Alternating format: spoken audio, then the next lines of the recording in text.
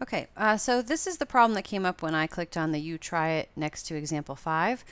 Notice this is a maximize problem, despite the fact that example 4 was a minimize problem. But either way, this is just practicing this idea of how to solve non-standard linear programming problems using the simplex method, right? So notice that we have mixed constraints. We have an equality, we have a greater than or equal to, we have a less than or equal to. Okay, and this one's a maximize. So what we want to do is take our constraints right here and rewrite them as equalities, right? So we have this x1 plus x2 equals 50. We're going to think of as two different equations. I'm sorry, inequalities. Greater than or equal to 50, but also simultaneously it has to be less than or equal to 50, because anything that satisfies both greater than or equal to 50 and also simultaneously less than or equal to 50 must be equal to 50. So this is the same way to write this one equality. Okay, and then we're going to have to add surplus and slack variables there, and then we have these other two inequalities.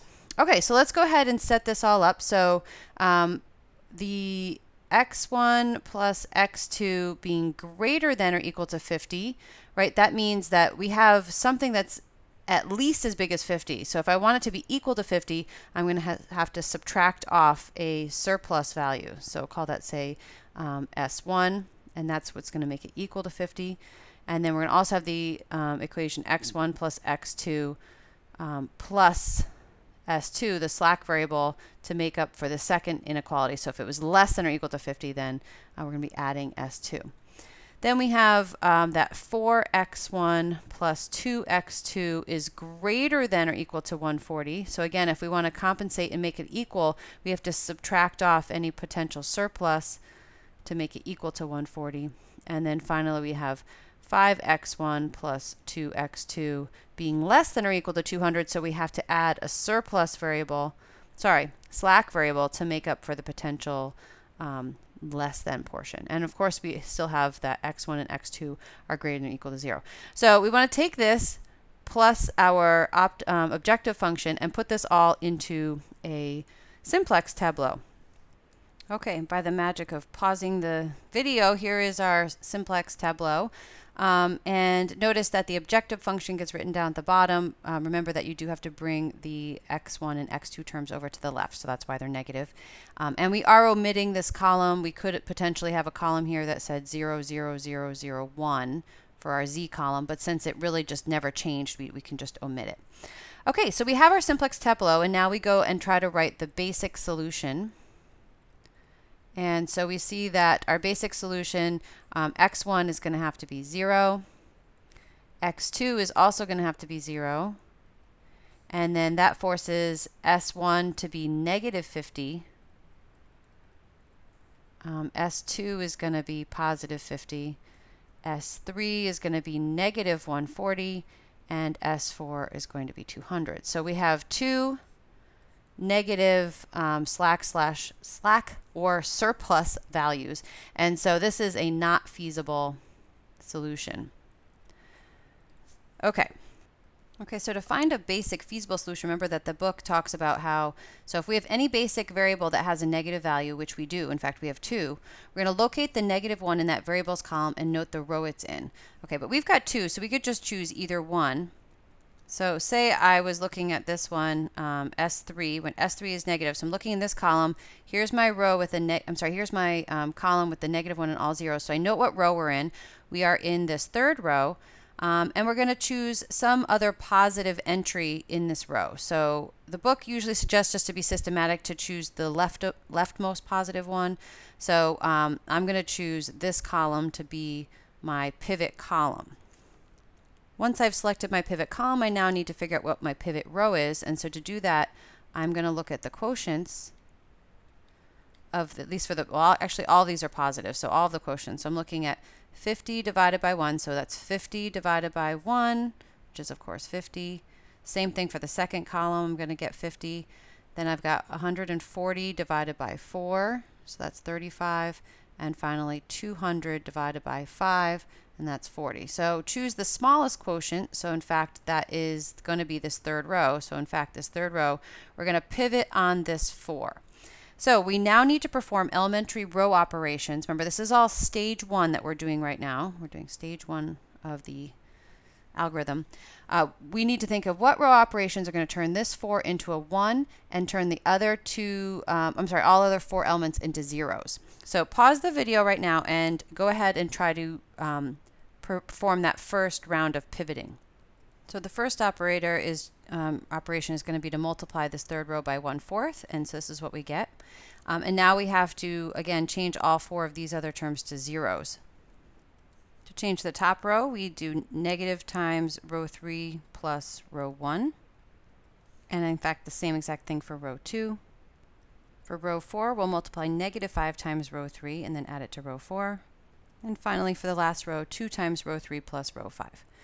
Okay, so pause the video as necessary to make sure you have this first round of pivoting the same as what we have here. And now let's look at the solution. We see that now x1 is going to be 35. x2 will be 0. s1 will be negative 15, unfortunately, that negative. s2 will be 15. s3 will be 0. And s4 is 25. So stage 1 is still not done because we still have a negative basic variable. And what that means is this solution is not feasible. So we have to continue exactly the process that we just did, except for now we're going to look at the row S1, right? Because S1 is the variable that is negative. Because we're going to look at the one value where we have a negative 1, the rest is 0. So we look in this row right here, and we choose a positive entry in this row. Again, the book suggests that we usually choose the first positive one. So this becomes our pivot column. And then we have to look at quotients again. So we take the terms in the last column and divide it by the positive terms in our pivot column. So 15 divided by 1/2 is the same thing as 15 times 2. So that's 30. Exact same calculation here gives me 30. And then 35 divided by 1/2, which again is the same thing as 35 times 2, that's going to give me 70. And then I don't do the division here because I have a negative here. So I choose the smaller of the two. And so in fact, I have a choice, right? Both of these quotients are 30. So either one of these could be our pivot row. The way I did it, I just chose this one, but again, it doesn't really matter. You could choose either one. And so again, we have to perform elementary row operations to get this to be a 1 and the rest of the values in the column to be a 0. Now I'm erasing because of the video I have, but I'm hoping that you are writing these steps and taking up the space onto the next page so that you can really see what's happening. So again, pause the video here and perform row operations to try to get this column, so to complete this round of pivoting. So first step, of course, is to multiply that row by a 2 so that this term is a 1. And again, now we proceed through the elementary row operations to get the rest of these terms in this column to 0.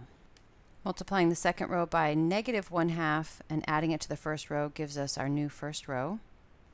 Negative 1/2 times row 2 plus row 3 gives us our third row. Positive 1/2 times R2 plus the fourth row gives us our new fourth row. And finally, 7 times the second row plus the fifth row gives us our new fifth row.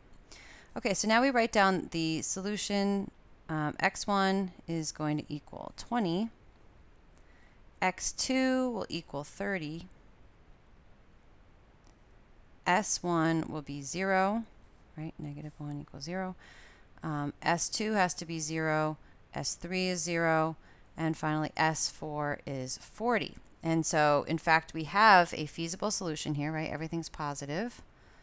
Well, or non-negative, I should say, because we have zeros. Feasible solution. And actually, it turns out the way that I have pivoted, I have no negative indicators. Okay, so this is actually our optimal solution. And so the optimal solution would be when x1 is 20, x2 is 30, and we get an optimal z-value of 280. Now, interesting about this problem was, as I was doing this problem just now with you, I accidentally wrote the problem down while I was doing it live with you. I happened to switch these two equations compared to what I did in my notes. So in my notes, I had x1 plus x2 plus s1 was equal to 50. So I switched the inequality order, and then I had x1 plus x2 minus s2 equals 50. And so the simplex tableau was just a little bit different in these two entries in the beginning. And so actually what happened is when I worked this out on my paper, I actually was left with a negative indicator. And so I had stage 1 done, but I had to go through the regular simplex method in order to get to the optimal solution. So it's sort of unfortunate that I did it better on video with you because there's less work to do. But I want you to just realize that there are different possibilities that can happen, and there's sort of more optimal ways of getting there. And I happened to pick a pretty straightforward path, sort of unfortunately for you. Also, when I was doing the simplex method in this problem, in one of the places where I had to take a quotient, again, this is when I had a negative indicator and I had to do the simplex method. At one point, I had a 0 for the quotients. I was taking a positive 1, let's say, so 0 divided by a positive 1. And so one of my quotients was a 0.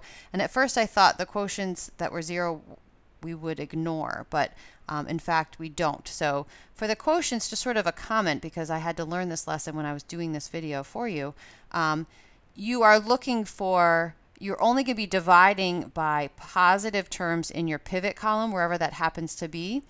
But it's okay if you are taking, say, 0 divided by 1. So 0 would certainly be the smallest quotient possible. Okay, so anyway, if you tried to do this problem in a slightly different form and you ended up with a negative indicator, you would just complete the simplex method, but ultimately you get the exact same optimal solution.